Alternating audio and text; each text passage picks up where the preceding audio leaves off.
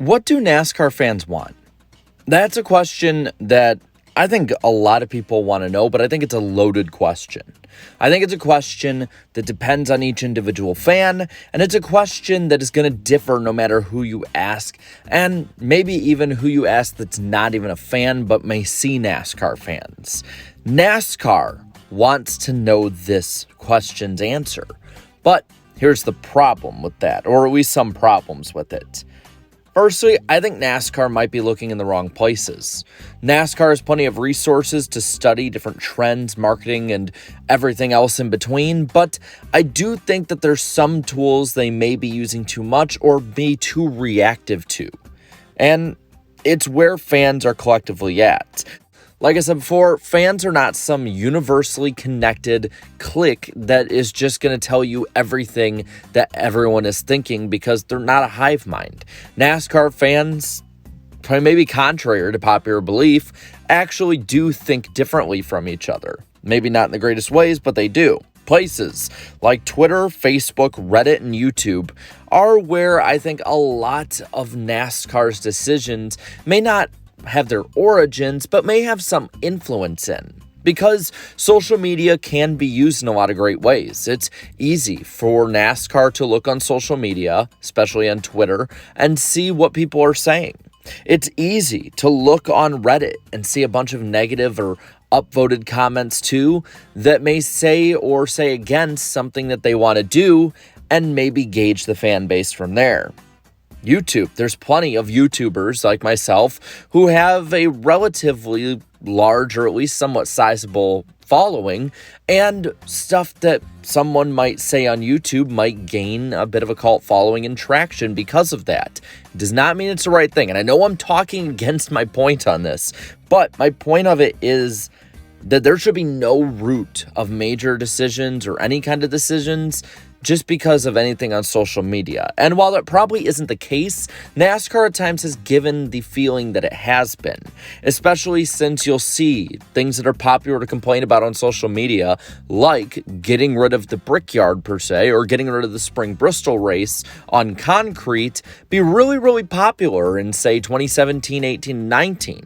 But now, after a couple years of their substitutes in the Indy Road Course and Bristol Dirt, it's really popular to want to go back on nostalgia. The pendulum keeps going back and forth, and I don't think the majority of NASCAR fans either care or think like that. And I think this is why, in a way, NASCAR shouldn't listen to fans. Sort of. Because there are plenty of different ways you can pull them at the track. And I think a lot of them at the track are going to be your diehard fans. Maybe you'll find some people trying it out for the first time, go from there. But at the same time, like I said, whether it's there or social media, there shouldn't be any root decisions from these places. Look at the Talladega race that we just had as of recording this video in fall of 2023. This, for all intents and purposes, was a pretty fun race. There was a lot of three-wide racing, a lot of movement throughout the pack. Contrary to what people were saying, there were drivers who were making their way up through the pack and passing. There were 70 lead changes, the most in over a decade in a NASCAR race, let alone Talladega race.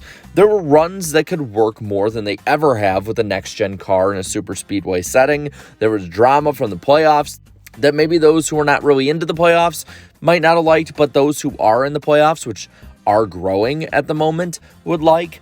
And there was, while now redacted, photo finish to end this race. And you know what? I liked it. And a lot of people I noticed liked it too. The problem? A lot of people I noticed complained about it or nitpicked about it. And maybe those are justifiable, but it gives off the aura that NASCAR fans just complain to complain. Whether it's something they want or not, they're going to complain if they've made their mind up about it. NASCAR fans have talked about the super speedway package with the next gen, how it needs to improve, how while they have gotten what they've wanted with a lot of lead changes, with it being a lot easier now than it was, say, a year ago to move through the pack, and with, in my opinion, a great trend when it comes to the improvement of super speedway racing in the NASCAR Cup Series over the last 2 years, they still find a way to make it seem like it was a bad race.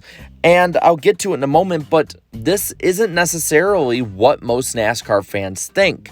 But you're going to get the vocal ones online because, one, that's what gets clicks, but two, that's the general setting of an online setting. It's generally negative. I want to kind of tell you some stuff I've learned.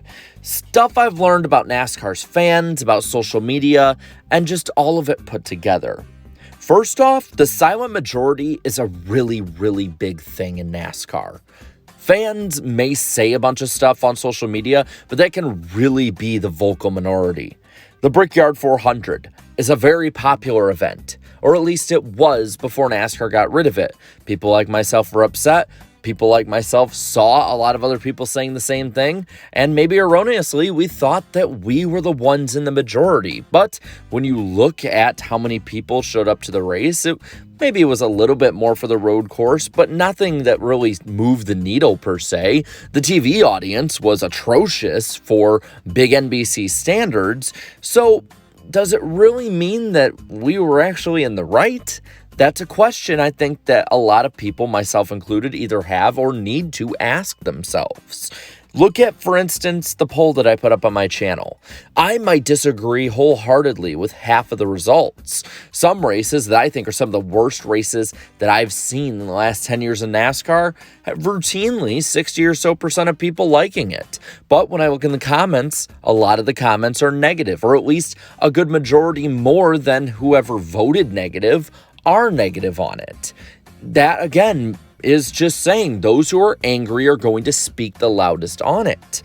Also, look at Gluck's poll. There's plenty of races where he really doesn't think it was all that great, or he thinks it was really good, and the fans completely disagree with him. It's proof that just because you may have a following or you may have this opinion, it doesn't mean that it's the opinion most people hold. But a lot of people are going to highlight the negative. I've seen it in NASCAR media before, where it seems like a lot of them on Twitter will highlight the negative comments, but not really give props to the comments that are positive or saying what they like about it, while also complaining that people don't say what they like.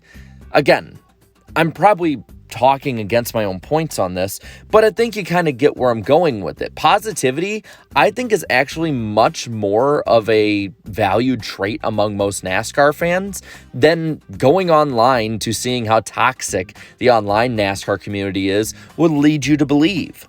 Also, something else I've learned, fans do not understand ratings or marketing. Attendance is something that I think a lot of fans put way too much stock in. Yes, attendance is important for tracks, especially tracks that aren't dealing with multi-billion or million-dollar contracts the way that NASCAR tracks are. What attendance is good for right now for NASCAR tracks and events is good for optics. It's good to look full, sound full, have that good just buzzing aura about it, whatever you want to describe it as, but it's not necessarily the survival end-all be-all of a racetrack. TV is where the big money is made at, and people need to know that moves are going to be made for TV and not attendance. I get so sick of seeing people say, well, this race was really well attended. Why isn't this happening for it? Well, no one watched on TV. It's same thing with Road America. Road America should be on the schedule, in my opinion, but people didn't show up and watch it on television, and NASCAR made what business-wise is the necessary changes. Big markets matter. Chicago was a major hit and proof of this, even though it was unpopular among the vocal NASCAR base. Dallas and the Fort Worth area, pretty big area, and it's been proven with attendance with Texas as well as TV ratings that it actually does pretty well.